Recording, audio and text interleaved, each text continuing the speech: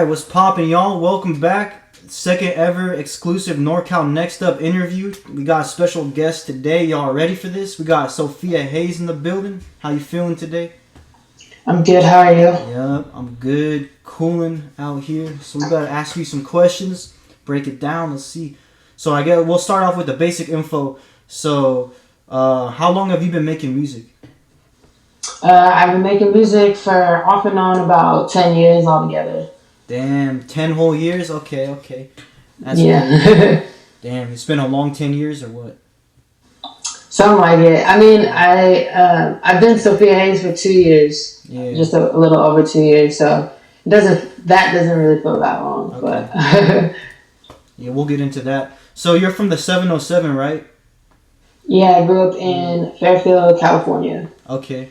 Well, what was it like growing up in Fairfield? Because not a lot of people know that, I feel like, besides if you're from there. Yeah, Fairfield, so it was basically right by Vallejo, probably like 10 minutes from Vallejo. Mm-hmm. It was dope living or growing up there, especially just during that time because MySpace was like really taking off.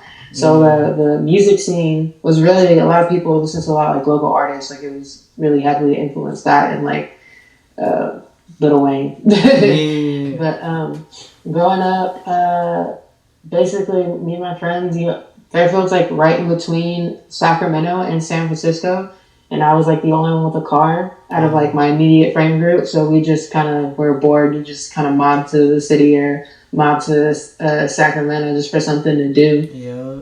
It's really like a melting pot almost in a way because Fairfield, the housing is I'm not so much sure about like now, but I know back then it was cheaper to stay out there.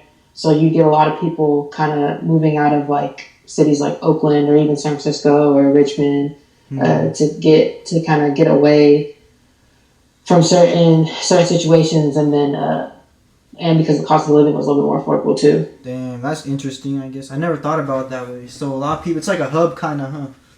Almost in a way, yeah. People on the bay, yeah. Interesting. And when you were growing up in Fairfield too, was there like, would you say you grew up in like a musical household, or was there people in your neighborhood making music? Is that what inspired you? More, I just always been really musically like inclined. Like I always really just loved music, and like out of my group of friends, I'd be the one to kind of put people onto other music. I'd always just be searching back when like LimeWire was a thing. Oh yeah. Downloading hella shit, and like just showing, especially because I had the car, just playing new stuff for my friends. Yeah. That was kind of more just an interest I just naturally had. Because my mom, I wouldn't say my mom is or my dad is really that like musically inclined. Yeah. Okay. And now take us through your journey then. So how did you get into hip hop music exactly, and then how did you get into just making music really? So when I was younger, I think the person in my household that really put me onto like hip hop the first time was my uncle. Me and him are only like 10 years apart in age. Mm-hmm. And he was probably the more dominant. My mom, she was like a younger mom, so she was like into popular music and like some hip hop, but it was probably my uncle that really exposed me to that kind of music. Okay. And then I moved to Fairfield when I was 11. I moved around a lot when I was younger, but 11 is when I kind of just stayed in California. Where'd you move from to? And I moved from North Carolina, but I was born in Reno, so I moved a lot. Yeah.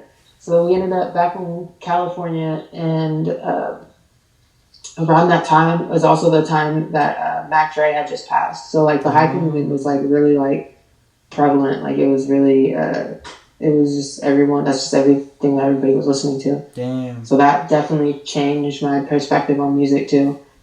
Damn, that's crazy. Wait, so you were around really in like 06 and like, or you were old enough to remember what it was like? Yeah, when I was a freshman in 2006. So, oh shit.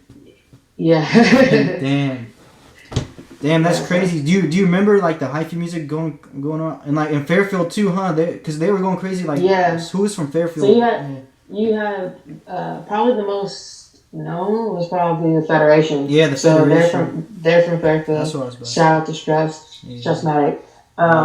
But yeah, I grew up listening to them, and Taji Spitz is like Yeah, one of my Taji favorite Spitz. rappers like ever. Yeah. That's what I was Also, about to say. hold on, I can't hear you. Oh, you can't? Can you hear me now? I can hear you now. Okay. But yeah, Taji Spitz is one of my favorite rappers. He's Fairfield. There was a few other groups. Well, there was like Flatliners that were kind of had like moments. It was like really MySpace too that drove a lot of that scene to kind of get everyone in touch. I mean, and it wasn't just hyphy. It was like Jay Stalin was out around that time. Like when Jay Stalin was like really at his peak, and Every Day My Birthday like just came out. Like it was Messy, Keek. It was really big. A lot of people were just listening to music from the Bay Area, so it was really dope. Damn. Really diverse. That's crazy. And then so, but take us also through, because I remember we were talking about earlier how you started writing music and then you came back to write again. Yeah, so when I was young, so before I moved to California, I used to, when I was like probably like 10, right before I moved, I started getting into like writing like poems and like short stories and songs, but never like raps. And then when I got to, it wasn't really till like my senior year in high school where I started writing again. Mm-hmm. And I started writing raps, but I was kind of like, I was just kind of more for myself. I was like too like scared to like show people. Mm-hmm. And then after I graduated, I kind of just like, fuck it, I'm gonna really just do this, really what I'm doing. That wasn't partially because of just seeing at that time I was able to see someone kind of come up, and that was Nicki Minaj getting co-signed by like Lil Wayne. So I'm a big Lil Wayne fan. That was like the first concert I ever went to was a Lil Wayne concert. Mm-hmm. Okay. So seeing him co-sign a female who actually could spit and like hang on the track with him was like wow, she could do it. Like maybe I could do this shit. Man, so that's cool though. So Nicki Minaj was a big player in your influence, you would say? I wouldn't say necessarily like influence. It was more just like she like gave me that. It was like more of like the encouragement to see someone else do it. I mean, obviously there was other females that came before her. Like if I would say like influence, I for sure say like Missy Elliott. And there's a lot of other dope female rappers. Like don't get me wrong, but just Missy was someone that I really like. Just really gravitated towards her music. Just how different she was, and just how she laid her vocals down, and just her visual aesthetic with the music that she was putting out. Okay. And I mean, Nicki Minaj, I think another one of the appeals, especially when she started doing all those crazy voices and stuff, that reminded me of like back during that like Missy era, because around that time you had like Missy, you had people like Busta Rhymes and Ludacris who were like very animated with their voices. Mm-hmm. So that was so I think that's why I kind of also gravitated to Nicki Minaj, because it kind of reminded me of that when she would do like her different personalities and stuff. Yeah. Damn. Okay. So you started writing songs, and then you came back around to record them again, you said? No. So I was just writing. I was just writing raps, and then I don't know if I even record. I might have recorded a little bit.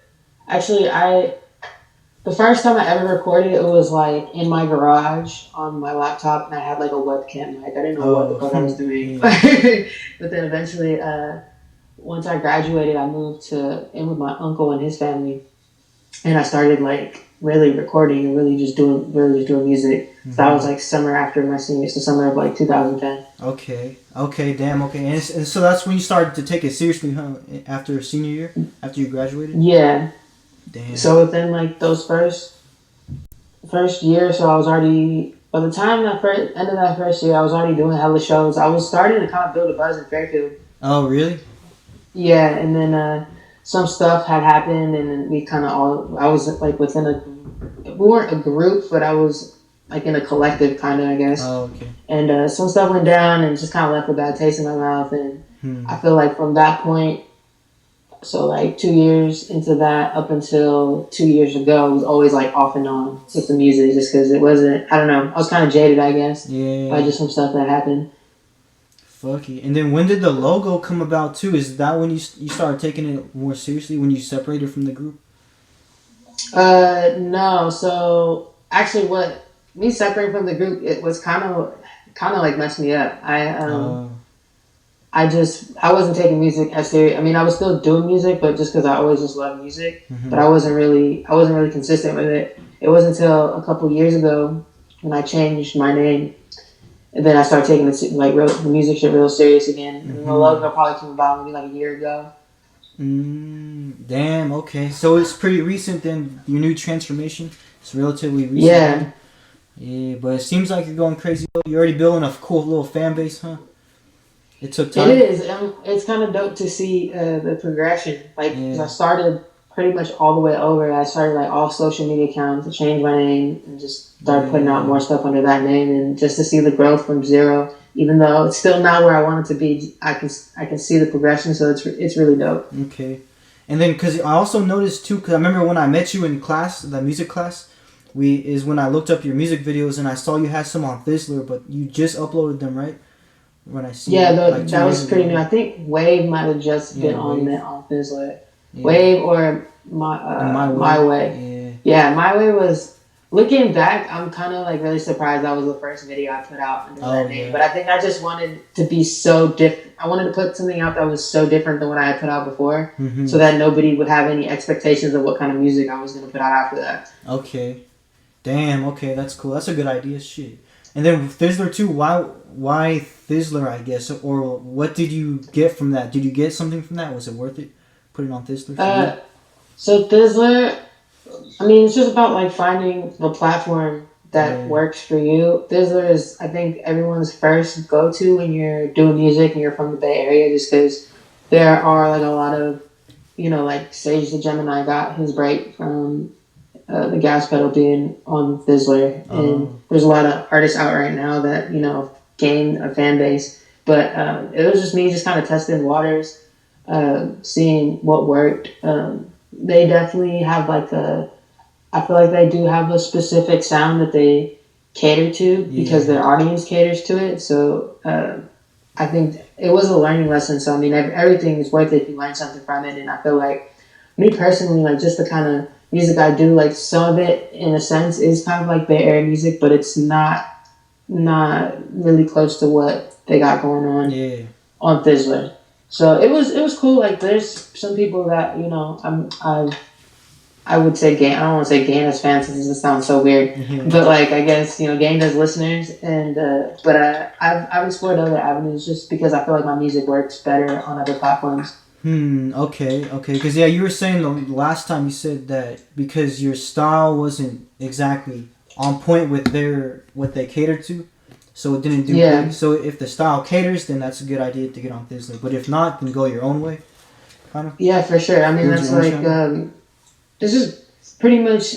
I feel like you just gotta do your research and then be willing to put the effort and the money to figure it out. I mean, I had certain songs I thought that were gonna do. I had certain songs that did do better than other songs, but I think just generally speaking, I just felt like maybe it wasn't like the best for me, and maybe I'm wrong. I don't know, but I'm just going off of what I've seen and what I've experienced through that. But shout out to Fizzler because I mean they're still a dope platform. I see a lot of people like kind of complain about them and like because but it is a certain type of sound. But I mean if that's the sound that their listeners are listening to, then I mean they have.